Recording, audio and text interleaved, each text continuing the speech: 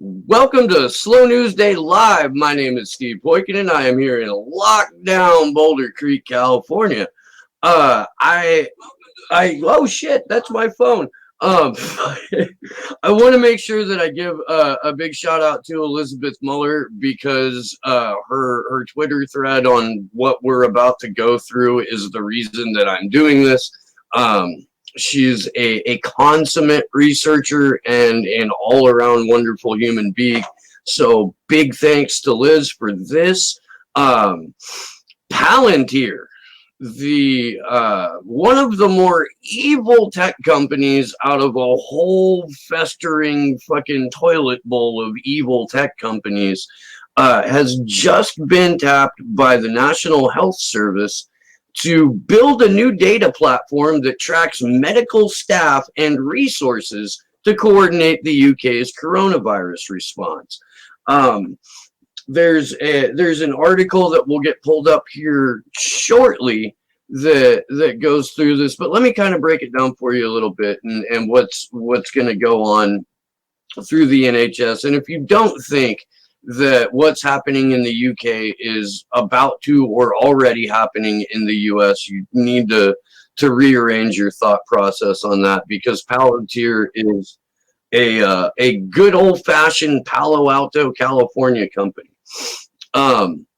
So let's take a look at this article for a minute. It's from a website called Neural, which is human-centric AI news and analysis. So what Palantir is doing, what their system does, is it aims to merge the pre-existing NHS data sets so that they can predict where ventilators, beds, and staff are needed. Sounds kind of, I don't know, milquetoast or even beneficial. However, this is Palantir. Cited by the article here, $20 billion data mining giant funded by the CIA and used by ICE in workplace raids. Palantir also has or at least Peter Thiel, their CEO, also has a lot of connections both to Facebook and to Israel's Unit 8200, the NSA branch of Israeli intelligence services. Per the article, Palantir will integrate an array of healthcare information into a single data store through the company's Foundry software, a data integration tool used by U.S. spy agencies to analyze intelligence. Kind of skip down here to the pertinent quote. In the past, Palantir clients are reported to have faced extreme difficulties accessing the analysis produced by Palantir when trying to end a contract. Vendor lock-in is a real risk here, which must be appropriately mitigated. Now, what does that mean? It means Palantir is basically considers the information that they get from spying to be their own. It means that they can use it to whatever advantage they see fit. And remember, this is a CIA subcontractor. More good news from the article.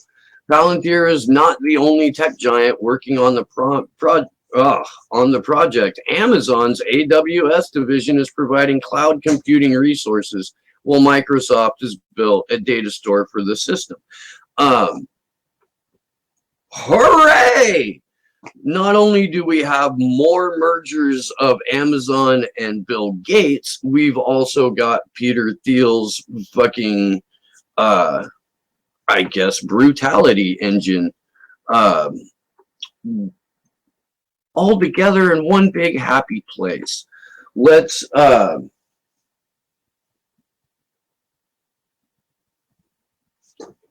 let's move on from that article for a minute, because I kind of want to highlight what Elizabeth Mueller was putting out today. There's some pretty relevant screenshots that go along with just who Palantir is and what they're up to.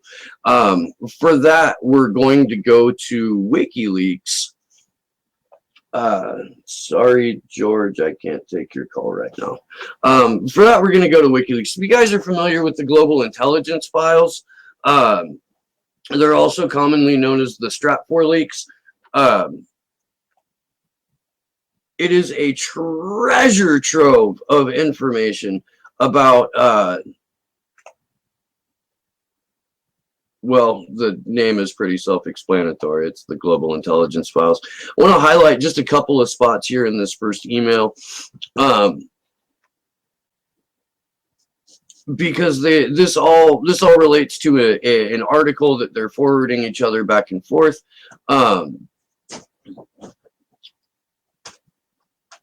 Let's see, stick note the assigned reading.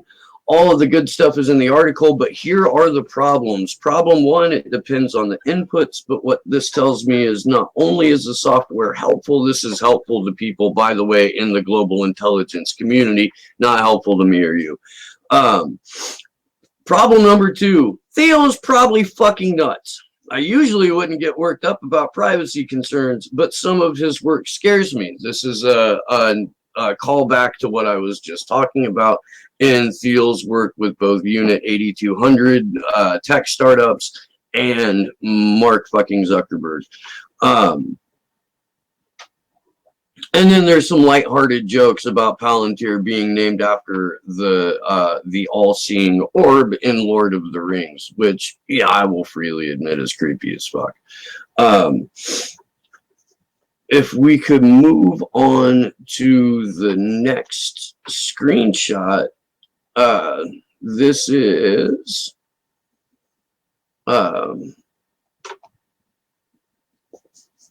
a great little caption right here. This little paragraph. Again, this is from the Global Intelligence Files. We are still fortunate every single day to have an outlet like WikiLeaks that allows us to view this primary source material. Depending where you fall on the spectrum between civil liberties, absolutism, and homeland security lockdown, Palantir's technology is either creepy or heroic. Judging by the company's growth, opinion in Washington and elsewhere is veered toward the latter. Palantir has built a customer list that includes U.S. Defense Department, CIA, FBI, Army, Marines, Air Force, the police departments of New York and Los Angeles, and a growing number of financial institutions trying to detect bank fraud. These deals have turned the company into one of the quietest success stories in Silicon Valley. This is back from 2012, I believe. So at the time, Palantir was on track to hit 250 million in sales. We know from the article that we just looked at, they're up at over 20 billion now. Palantir has been used to find suspects in a case involving the murder of a U.S. ICE enforcement agent and to uncover bombing networks in Syria, Afghanistan, and Pakistan. That's fantastic propaganda for saying that a global spying network is doing the right thing. The money quote is, "It's like plugging into the Matrix," says a special forces member stationed in Afghanistan who requested anonymity out of security concerns. First time I saw it, I was like, holy crap, holy crap, holy crap. Yeah, the ability that Palantir has to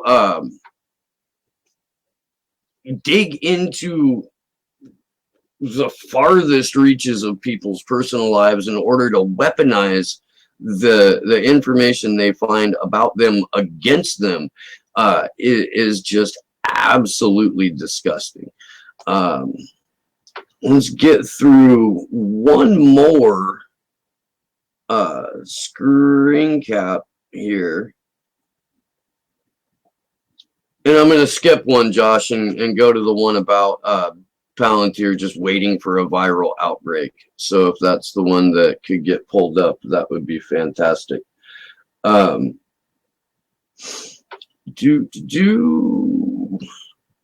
Yeah, after Washington and Wall Street, Karp says the company may turn its attention to healthcare, retail, insurance, and biotech. The thinking is that Palantir's technology can eliminate both health insurance scams just as well as it might be able to trace the origin of a virus outbreak. This is basically telling us that Palantir has been sitting not just on one of the largest spy networks on the freaking planet. Are you insane, child? My kid really wanted to get on the show here for a minute, but this is not the room that he needs to be running into right now. Where was I? Oh, that's right. The absolute utter evil that is Palantir. I'm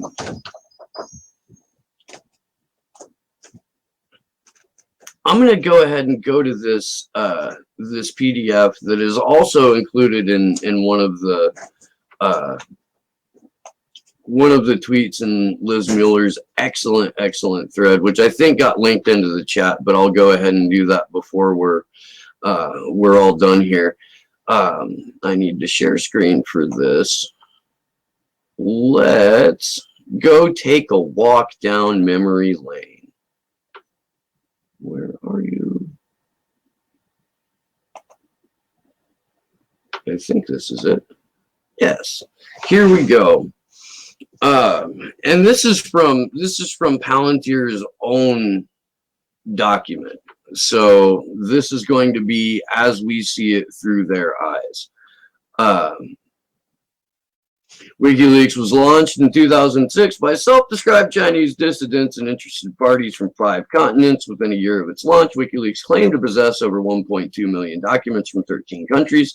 As of January 2010, WikiLeaks team consisted of 5 full-time employees and about 800 volunteers.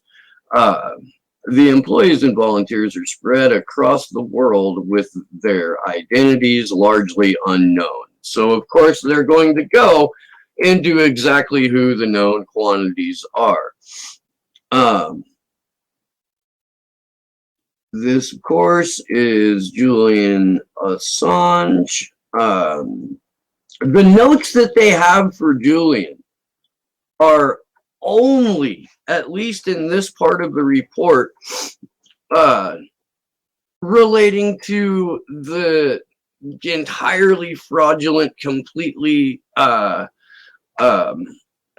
coerced and long dropped, multiple times dropped allegations against Julian Assange relating to the investigation into potential sexual assault.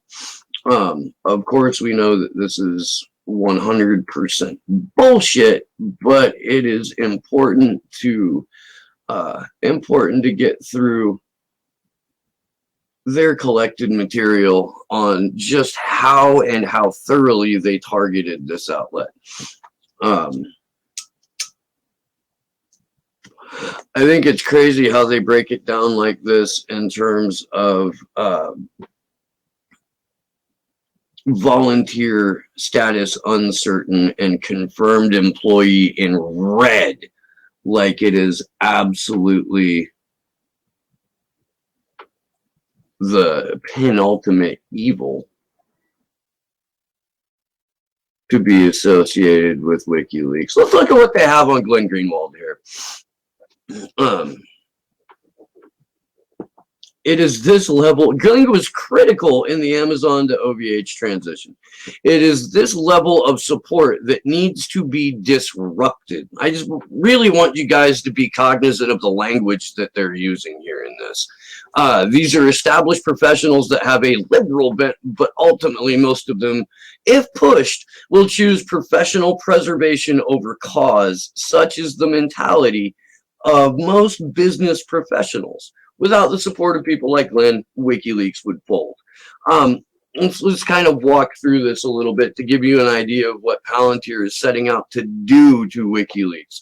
Because the line, most of them, if pushed, will choose professional preservation over cause,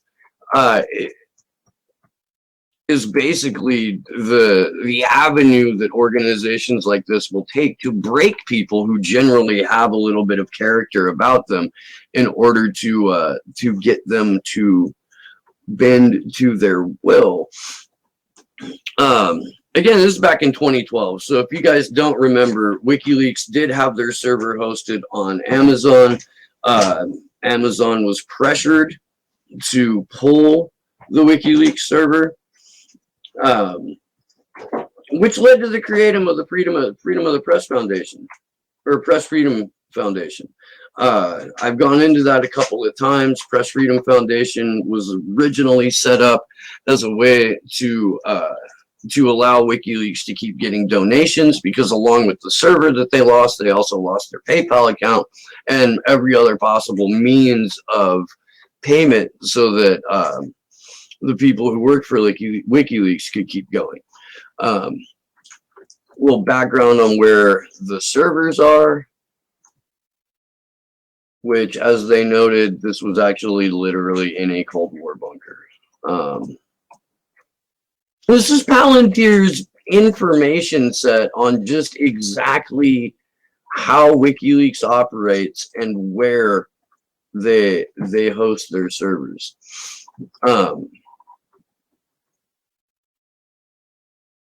Highlighting an article from the Wall Street Journal here. Part of the strategy involves incorporating and registering WikiLeaks in different countries under different auspices that provide maximum protection under the laws of these countries. A library in Australia, a foundation in France, and a newspaper in Sweden, and 2 no-name tax-exempt 501c3 nonprofits in the United States are some examples. Many of the releases of documents for a while were based in Iceland, where laws are extremely protective of speech. By the way, good for Iceland.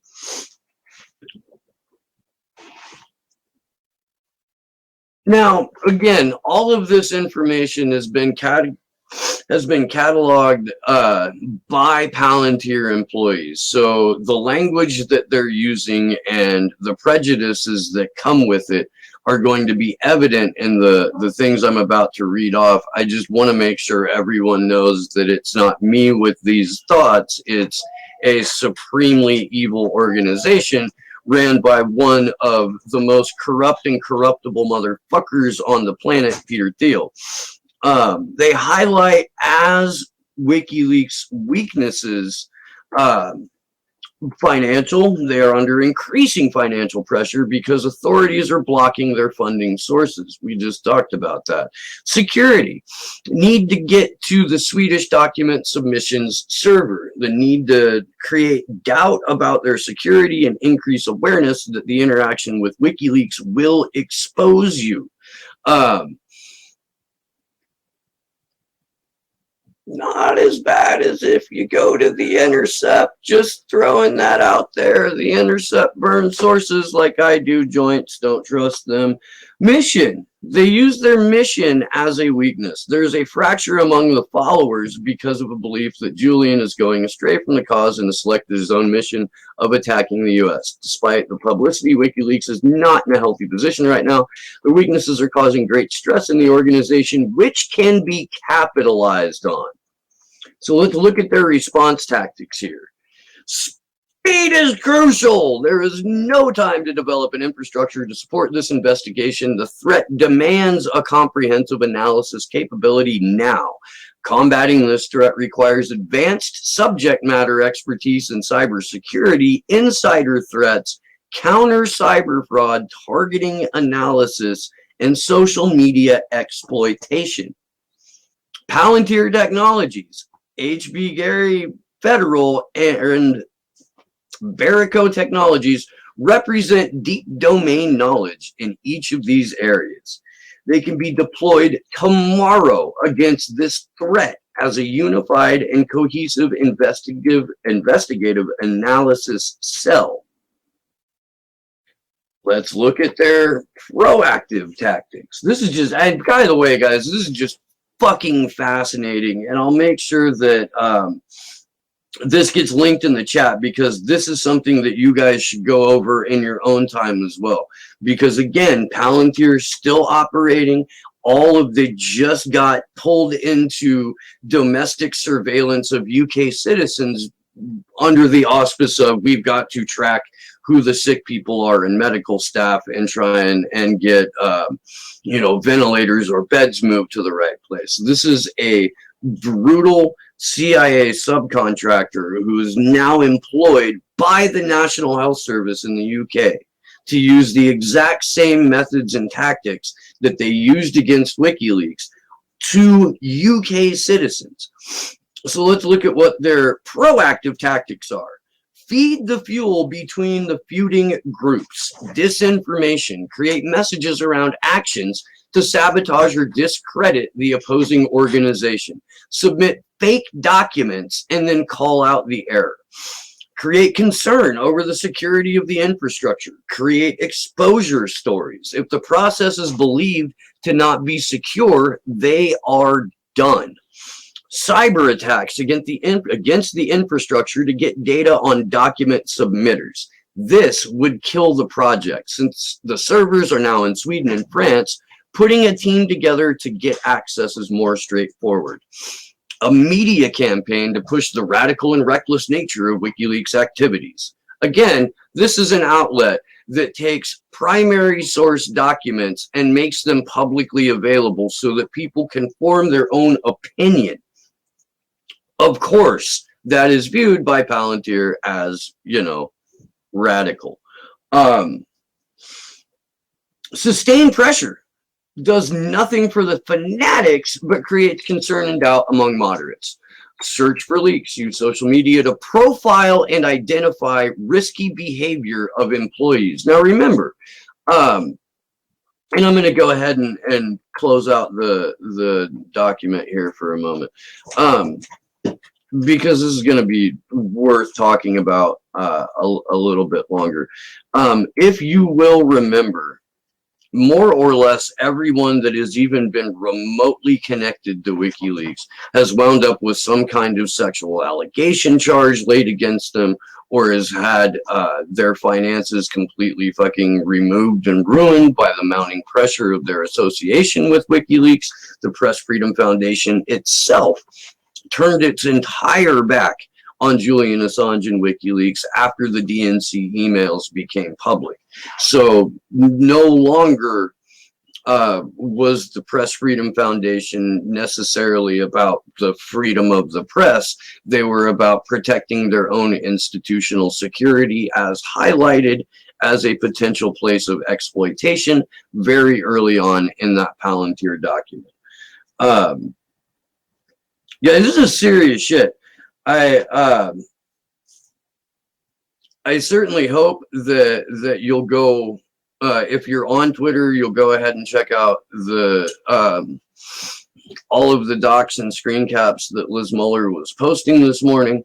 It is definitely, it's definitely a head scratcher why the National Health Service would turn to Palantir for this type of surveillance and blatant criminal activity, unless they wanted something extra out of this whole pandemic response.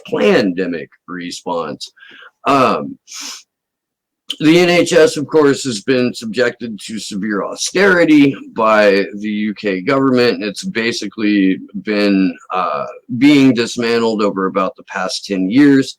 The Tories in the UK plan to mirror the United States. A lot of the Labour MPs and a lot of the what are they?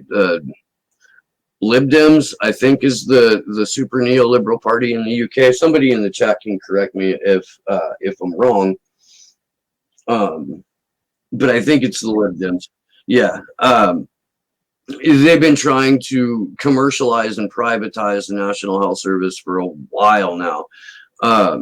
So here we are, where Peter Thiel's fucking spook house that targets private citizens and uses the information that they gather illegally on these private citizens in order to coerce a generated response, is now getting a green light to operate for money in the UK using the NHS as their front. Part of the reason that Palantir wanted to expand into healthcare is because it's one of those arenas where the information that you can use against a targeted citizen it is so personal and so pinpoint related to how someone deals with their mental health that if you have somebody's medical information, you can leverage that against them in ways that you can't with just random posts on social media, or even text messages that you send back and forth between your friends. A lot to want to be aware of and concerned about here. I'm not going to keep this one too long, but if anyone has any questions, go ahead and throw them in the chat while I pull up the show and link the PDF and link Elizabeth's Twitter page from today.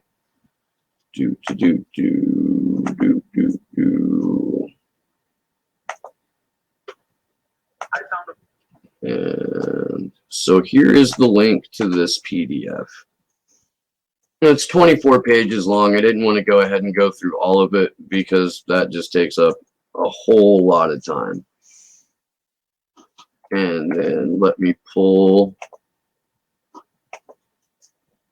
Oh, God damn it. Twitter, why?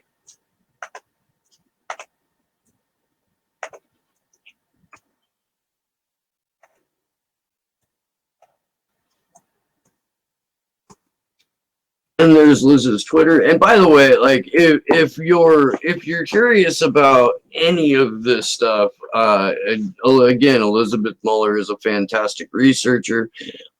We are actually hoping to get to be able to work with her on the Free Assange Vigil series, hopefully sooner than later.